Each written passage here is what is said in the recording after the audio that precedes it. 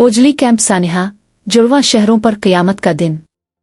ये तहरीर पहली मर्तबा सना 2021 में शाये हुई थी, जिसे आज के दिन की मुनासबत से दोबारा पेश किया जा रहा है। 10 अप्रैल 1988 की सुबह रावलपिंडी और इस्लामाबाद के शहरियों के लिए एक खौफनाक ख्वाब बनकर आई।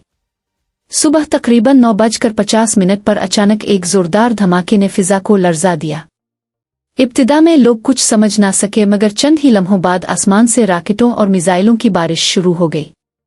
ये तबाही ओजली कैंप में कायम असलहा डिपो में लगने वाली आग के बाइस हुई, जहां मौजूद बारूदी मवाद एक के बाद दीगरे धमाकों से फटने लगा।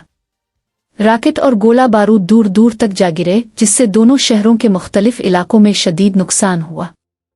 सड़कों पर मौजूद लोग जान बचाने के लिए इधर अलिफादेर भाग रहे थे। हर तरफ खौफ व हरास फैल चुका था और अफवाहें गर्दिश कर रही थीं कि शायद किसी बैरूनी मुल्क ने हमला कर दिया है। गाड़ियां निशाना बन रही थीं और शहरी महफूज जगहों की तलाश में सरगर्दा थे। इस दौरान बिजली, गैस और टेलीफोन का निज़ाम भी दिरहम बरहम हो गया।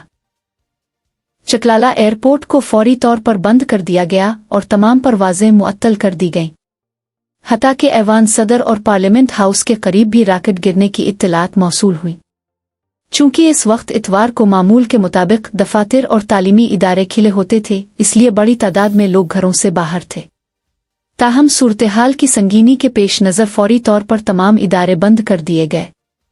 ओजली कैंप के करीब वाक़ई गुलशन दादन खान का इलाका बुरी तरह मुतासिर हुआ, जहां कई घर मुकम्मल तौर पर तबाह हो गए। आग और धमाकों का सिलसिला काफ़ी देर तक जारी रहा, जिसने इस सानिहे को पाकिस्तान की तारीख के हौलनाक तरीन वाक़यात में शामिल कर दिया।